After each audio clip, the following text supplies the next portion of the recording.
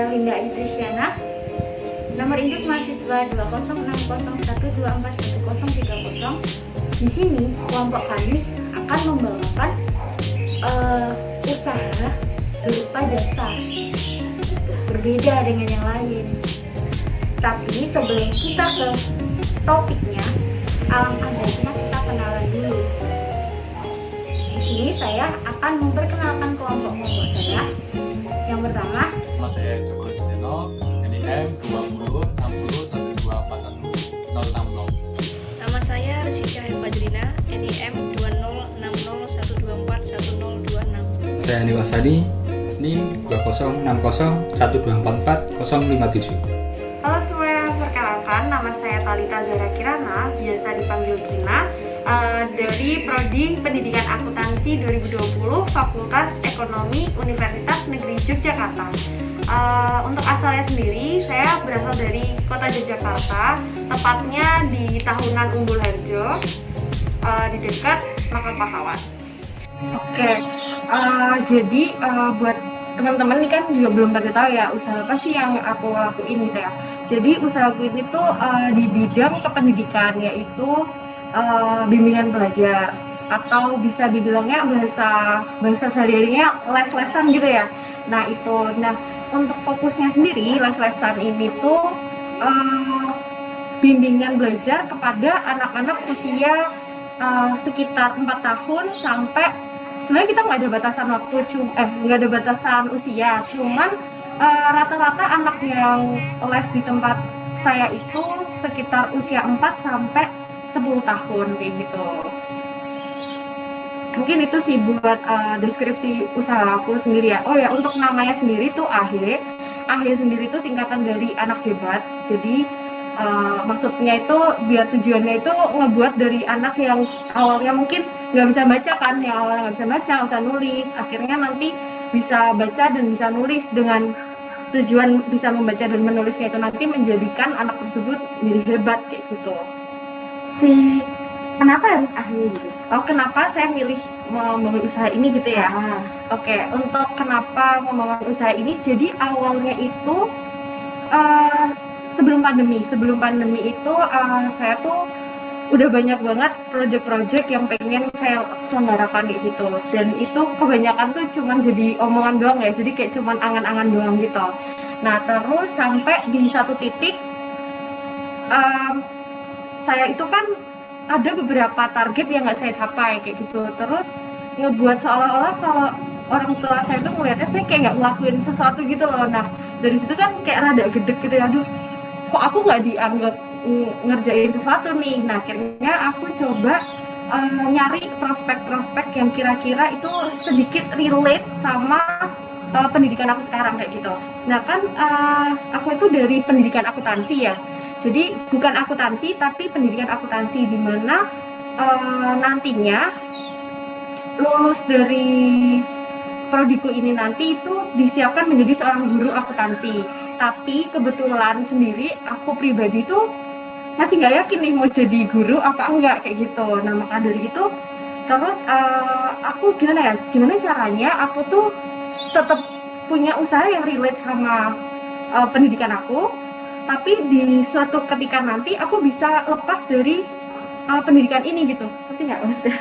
Jadi kayak sampingan gitu ya ibaratnya, kayak gitu. Nah akhirnya aku cari-cari apa sih kemampuan yang aku bisa lakuin kayak gitu.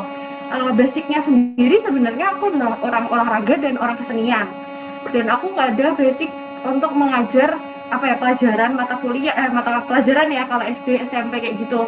Terus aku juga bukan basic orang yang pinter banget kayak gitu, bukan yang pinter, aku pinternya biasa aja kayak gitu. Jadi aku takut gitu kalau misalnya ngajar anak SD, anak SMP kayak gitu. Nah akhirnya ya ada satu pengetahuan yang aku pede banget, terus aku percaya aku pasti bisa, dan aku tahu aku tuh lancar. Nah itu adalah membaca dan menulis, dan itu semua orang pasti bisa ya untuk membaca menulis kayak gitu. Tapi kan di sini tuh kayak hal sepele itu tuh banyak yang nggak ngelirik gitu, sehingga dari situ akhirnya aku ngeberaniin diri buka les-lesan baca dan menulis ini tadi kayak gitu. Jadi tujuannya sih sesimpel itu, karena kemampuanku yang terbatas, terus juga ada desakan dari orang tua untuk melakukan sebuah project kayak gitu, dan akhirnya ya aku ngebuat project yang simple tapi banyak nggak dilirik sama orang kayak gitu. Oh. Untuk teman-teman udah ada sedikit gambaran belum buat pertanyaannya segitu? Yuk, siapa dulu yang mau tanya? Saya. Perkenalkan, nama saya Arif Asani. Saya Silakan. dipanggil Hanif. Saya mau tanya tentang apakah ada kesulitan dalam menjalankan usaha, terutama pada masa pandemi. Tadi saya ulangi ya pertanyaannya, apakah ada kesulitan saat membuka usaha ini, apalagi pada saat masa pandemi seperti ini ya? Ya betul. Oke. Usaha aku ini tuh terbangunnya itu pas pandemi, pas banget. Jadi itu Oktober 2020, awal-awal pandemi. Jadi emang kita udah struggling dari awal. Nah, untuk awalnya itu emang kita kesulitan buat nyari muridnya, karena emang sistem dari bimbingan belajar aku tuh offline, jadi kita nggak menerima online. Nah, maka dari itu pasti sangat sulit ya, apalagi Suasana yang kayak gini, Iya, yang suasana harus kayak kita gini. jaga jarak, PPKM gitu ya. terus juga penyebaran informasi, terus penyebaran iklan-iklan kita yang lakuin itu tuh sangat sulit gitu. Nah, tapi terus waktu itu sempat ada kelonggaran kelonggaran dalam berinteraksi kayak gitu. Jadi waktu itu zaman-zamannya terima rapot semester 1 buat TK ya, itu aku datengin TK-TK gitu. Jadi aku datengin TK-TK hujan-hujan, bener-bener hujan-hujan banget gitu. Terus aku datengin TK-TK sekitar rumahku aja sih sebenarnya. Tapi karena kebetulan aku juga ada di kota Jogja, terus di tengah kota, di tengah pemukiman, itu banyak banget TK-TK-nya. Jadi di sini ada TK pembina, TK tahunan, TK banyak banget, kayak ada 5-6 TK. Sehingga aku datangin satu-satu, terus kebetulan juga semuanya terima rapotnya serentak.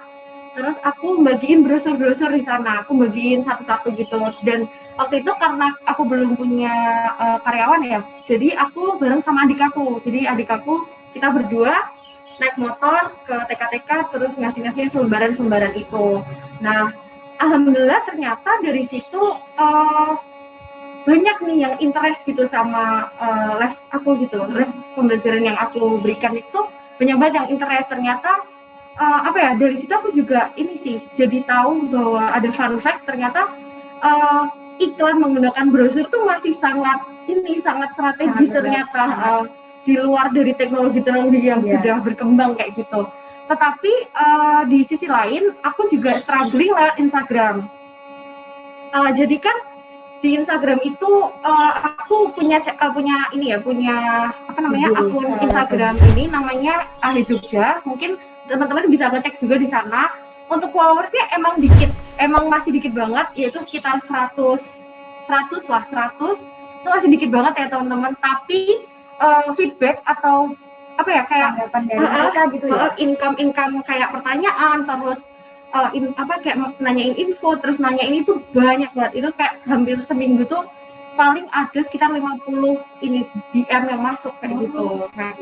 Terus kesulitan lainnya tadi dari segi ini ya, pemasaran dan iklan, itu juga dari segi Pembelajaran rekrutmen. Jadi untuk ngerekrut guru-guru itu juga lumayan sulit banget, sehingga akhirnya aku ngerekrut orang-orang yang dekat sama aku kayak gitu. Terus pembelajarannya itu termasuk yang struggling banget.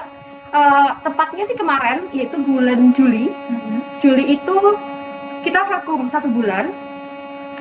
Satu bulan nggak ada pembelajaran sama sekali, karena emang dari pihak kaminya juga takutnya nanti kalau misalnya ada yang kena, terus nanti kena yang lain, nanti malah kemana-mana kan kayak gitu. Terus selain itu juga ini sih ada beberapa orang tua yang kayak aduh saya mau ini dulu cuti dulu karena PPKM itu kan ya, karena PPKM terus cuti dulu. Tapi juga ada orang tua yang ngeyel gitu ya, tapi ini nanti kalau anak saya nggak les nggak belajar gitu. Nah akhirnya waktu itu sempat sekitar 2 minggu saya buat metodenya itu ini, jadi kayak nggak mewajibkan gitu, jadi cuti, namanya cuti, dimana kalau misalnya anaknya mau libur dulu silahkan, tapi mohon konfirmasi, tapi kalau misalnya mau tetap les, ya silahkan, tapi konfirmasi juga kayak gitu. Tapi karena terus, aduh bingung banget nih, takut banget kan karena pandemi kayak gitu, Karena parah-parahnya ya langsung kemarin. aku vakumin semua 1 bulan kemarin. Cuman itu aja sih kalau buat kendala-kendala apa ya Pak pada saat pengoperasian dari bimbingan ini aja sih kayak gitu. Jadi si mbaknya ini melakukan penyebarannya itu ada online dan offline ya, Iya, dengan online media dan sosial sama dengan pengenalan ke masyarakatnya Iya, langsung. betul. Selanjutnya kalau mau ada pertanyaan lagi dari Mbak Rizky Cahya atau Mas Joko Suseno, dipersilakan.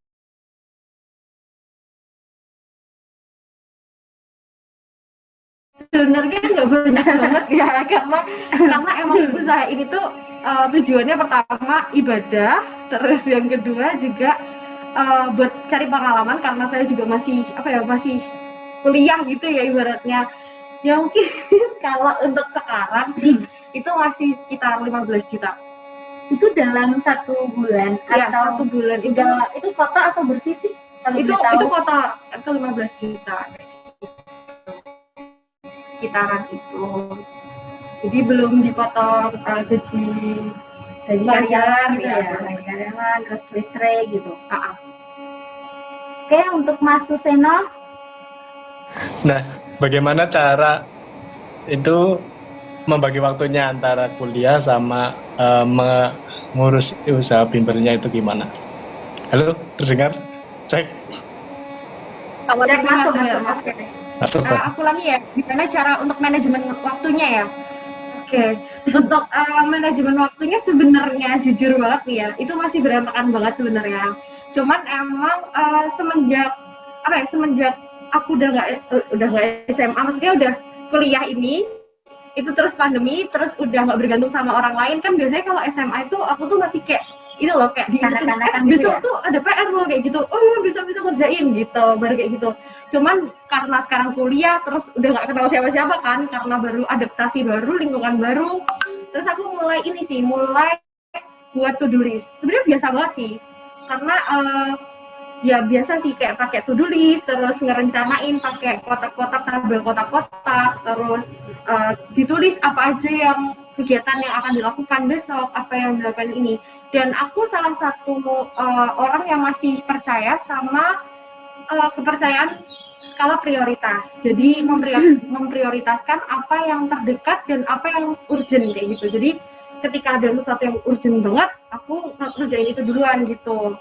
Dan kebetulan kan aku juga ikut organisasi nih.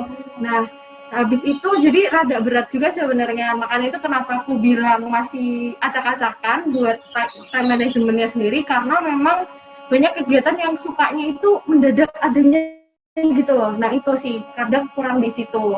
Cuman sebisa mungkin ini kalau untuk time management itu ngeyakinin diri atas tanggung jawab apa yang kamu pilih, sama keputusan apa yang kamu pilih, dan amanah apa yang kamu pilih. Jadi ketika emang itu udah diamanain ke kita, otomatis kita harus ngejalaninnya gimana pun nanti caranya, gimana pun cara strategi buat time managementnya tetap harus dilakukan. Yang penting itu sih, yang penting dilakukan, terus tanggung jawab sama apa yang dilakukan. Jadi nantinya buat time management terus mengatur waktunya tuh nanti bakal jalan sendiri gitu. Oh, berjalan seiring ya? Iya, gitu ya. berjalan Perbuatan kita gitu ya, yang kita lakukan gitu. Iya betul. Aku di sini mau tanya, kan kamu kan tadi kan mereka udah tanya tentang manajemen waktu dan lain sebagainya dan itu. Aku tanya melenceng nih, Apa tuh? kamu kan ikut banyak banget organisasi.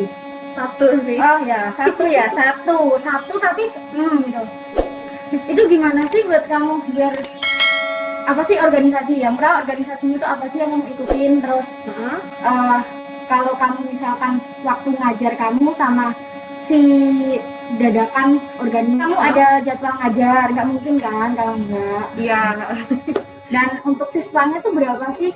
Dan untuk masa pandemi ini, kamu itu satu hari itu bisa berapa anak gitu kan? Nggak mungkin kan 56 langsung atau apa kan, nggak mungkin kan? Itu gimana? Banyak ya ini pertanyaannya. Iya, langsung banyak aja. Langsung terus aku banyak biar ya. nggak Oke. tanya gitu. Satu-satu ya pinjamnya. Untuk organisasinya aku cuma ikut satu, itu BEM KM Universitas Negeri Yogyakarta tahun 2021 ini di Kemenpora, Kementerian Olahraga dan Pemuda dan Olahraga itu. Nah di situ terus tadi apa lagi pertanyaan sampai lupa banyak banget. Itu antara kalau misalkan di tengah-tengah ada ini ya kegiatan mendadak dari organisasi sama pas kamu ngajar itu gimana kamu milihnya? Apa kamu pilih salah satu atau gimana gitu? Iya, kalau untuk masalah ada kegiatan yang mendadak berbarengan dengan les dan juga organisasi tadi, itu masih pakai skala prioritas. Ketika memang saya sangat dibutuhkan, misalnya di BEM itu aku sangat dibutuhkan ya, dan aku kayak istilahnya memegang peran penting gitu, aku bakal nyari guru pengganti. Ya, karena aku kan di sini gurunya ada 4, jadi sekarang alhamdulillah aku udah punya 4 guru buat ngajar sendiri kayak gitu. Jadi nanti aku cari guru pengganti. Tapi ketika nanti ternyata di BEM itu aku nggak begitu begitu dipentingkan gitu ya, istilahnya bisa disambil yang lain bisa nanya nanti atau lihat notulensi kayak gitu, itu nanti aku milih ngajar dan aku nanti izin kayak gitu. Karena emang sebenarnya kalau di BEM sendiri sebenarnya fleksibel, tinggal tergantung gimana kalian tanggung jawab sama apa yang dilakuin sih, lebih ke itu sih inti dari di BEM sendiri kayak gitu. Untuk sekarang murid akhir sudah berapa dan gimana sih memanage murid-muridnya dalam situasi kayak gini? Oke. Untuk muridnya sekarang alhamdulillah ada 56 murid. 56 itu kita pakai sistemnya slot. Jadi nanti aku udah buat tabel gitu. Jadi tabelnya itu nanti udah ada ini kita sesuaikan sama jadwal guru, karena gurunya juga pasti punya aktivitas lain dong, nggak mungkin cuma ngajar di sini, karena ngajar di sini biasanya setengah hari doang, kayak dari jam 9 sampai jam 12 kayak gitu. Sehingga kita lihat juga nih, apalagi guru di akhir sendiri tuh ada yang kuliah juga kayak aku. Nah, contohnya ada aku sama ada teman aku satu lagi, itu kita kuliah sama-sama kuliah, sedangkan jadwal kuliah pasti ada yang pagi dong. Nah, jadinya kita harus ngelihat schedule guru dulu. Jadi kita lihat dulu schedule PSDM yang ada di kita, terus kita buat slot, nanti kita buat tabel, terus nanti muridnya milih kira-kira mau di hari apa nih, misalnya hari Senin sama yang ini jam 9 kayak gitu. Nah nanti jadwal itu akan dipakai terus sama si murid ini tersebut, jadi sistemnya slot, jadi nggak bisa bebas. Jadi kurang fleksibel sih memang untuk jadwalnya, karena memang yang ditekankan memang kita kedisiplinan juga, karena jadi ada satu peraturan yang unik banget, dan menurut aku itu kayak ngerubah mindset dari orang tua yang ada di sini sih. Kebanyakan jadi ketika kita misalnya nih ada murid A ya, A ini jam 9 ya, jam 9 dan FYI aja kita durasinya itu sebentar, cuma 30 menit setiap anak. Jadi nanti 9.30 udah ganti lagi anak berikutnya. Terus jam 10 udah ganti lagi murid berikutnya. Nah, itu kita udah sampai di depan sama orang tuanya bahwa sistem jam-jam yang kita pakai itu sangat disiplin. Jadi ketika memang udah habis waktunya, udah habis. Terus kita langsung changing ke murid selanjutnya gitu. Jadi ketika murid itu telat, ya tinggal pakai durasi waktu yang tersisa gitu. Jadinya ya itu tadi, jadi orang tuanya jadi yang sebelumnya suka molor, suka jadi disiplin itu iya jadi disiplin waktu ya benar banget kayak gitu. Kan orang tua udah bayar, jadi kayak gitu benar. Jadi sebenarnya bukan karena uang sih sebenarnya, ini lebih ke disiplin.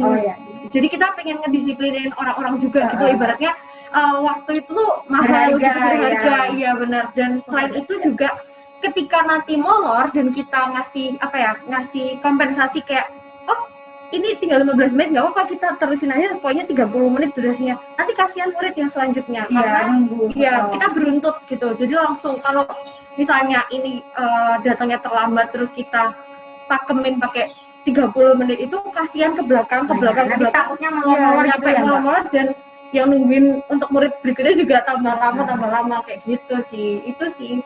Terus kalau untuk pandemi ini cara ngaturnya sebenarnya nggak sulit, karena ya itu tadi karena dari awal kita mulai juga dari pandemi, jadi nggak ada yang sangat berubah sih. Cuman paling ini sih fasilitas dari yang kita gunain, jadi kita tambahin sekat gitu supaya lebih aman lagi. Jadi terus juga kan kalau dulu kita pakai face shield ya. Nah, cuman kebanyakan anak itu pada nggak nyaman, nggak nyaman. Orang maskeran aja tuh udah mau dilepas ini loh. Kan nggak PKM aku mau lepas. Nah, bener banget kayak gitu. Nah, makanya kita mikirin gimana caranya anak itu nyaman, terus nggak kayak gitu-gitu kan. Akhirnya kita pasang penyekat itu tadi, penyekat. Nanti mungkin teman-teman juga bisa lihat di foto ya, nanti yang udah didokumentasikan juga. Itu kita pakai penyekat kayak gitu sih paling. Terima kasih buat waktunya, buat wawancara kita, buat mata kuliah kita ini. Aku rencana sama teman-teman mau tak masukin di YouTube gitu. Oke. Siap. Terima kasih juga udah kesempatan buat sharing-sharing juga sama teman-teman di sini kayak gitu. Semoga bermanfaat. Maaf banget kalau misalnya dalam penyampaian ada kesalahan kata atau mungkin ada sesuatu yang menyinggung kayak gitu dari aku yang disengaja maupun nggak disengaja kayak gitu aja sih.